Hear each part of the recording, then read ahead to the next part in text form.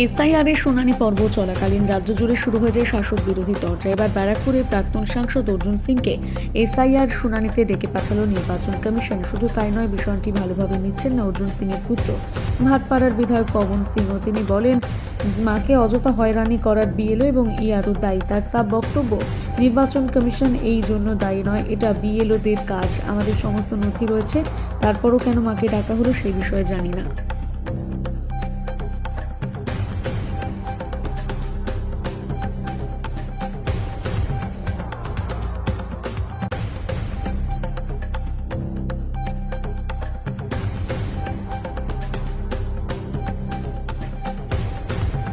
কেন, কি জন্য?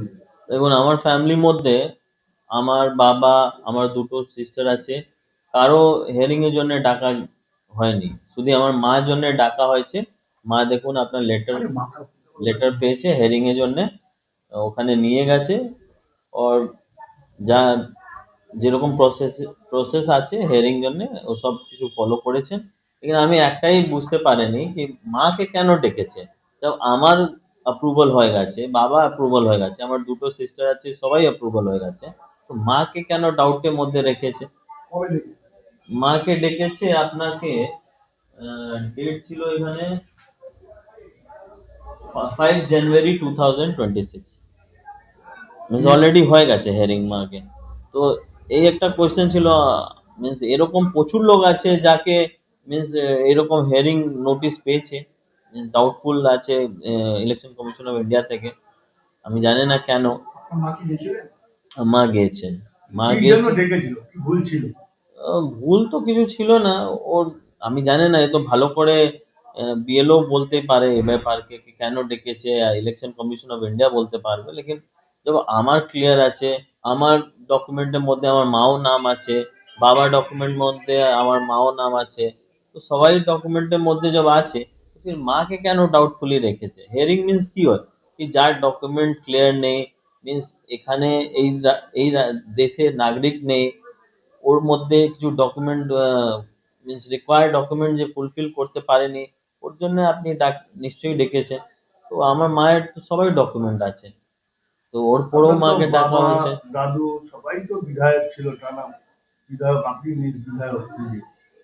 আপনার হ্যাঁ, দাদু তো- এরকম তো আছে, আমার ফ্যামিলির মধ্যে তো সবাই ছিল বিধায়ক।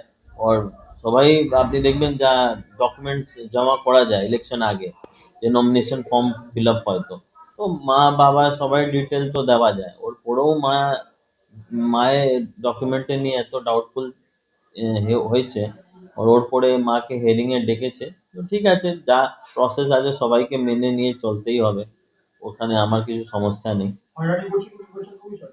না না, বিএলওর কোনো?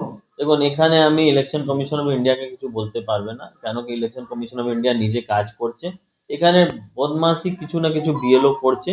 এখনো আমারও বিধানসভার মধ্যে প্রচুর এরকম লোক আছে যে ডকুমেন্ট দেওয়া পরেও আমাকে কমপ্লেন করছে কি বিএলও या এইআরও या ইআরও আননেসেসারি মানুষকে হ্যারাসমেন্ট করছে।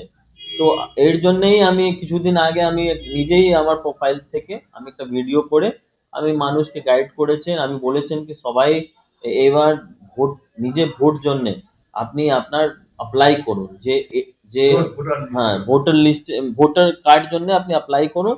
যার 18 হয়ে গেছে না অবভ 18 আছে আর আপনার ভোটার কার্ড নেই, আপনি অনলাইনেও অ্যাপ্লাই করতে পারবে, আপনি সাইবার ক্যাফে গিয়েও অ্যাপ্লাই করতে পারবে। না তো আপনার কিছু সমস্যা আছে আপনি আমার পাশে আসুন, আমি আপনার জন্য হেল্প করবে, অ্যাপ্লাই করবে।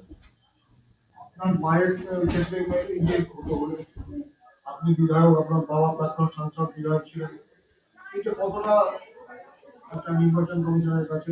যেমন ইলেকশন, আমি বারবার বলছি ইলেকশন কমিশন অফ ইন্ডিয়া তো এখানে আমার পাশে, ও তো জানে না আমার এখানে বিধানসভায় কে আছে কে না আছে। এখানে যে বিএলও আছে, যে এখানে নাগরিক আছে, যে এখানে থাকে, যে আমার বিধানসভার মধ্যে থাকে, ওরই ভুল হয়েছে, ও কিছু না কিছু তো ভুল করেছে নিশ্চয়ই, ওর জন্যই হেয়ারিং এর একটা ডাউটফুল হয়েছে, ওর জন্যই আমার মাকে ডেকেছে।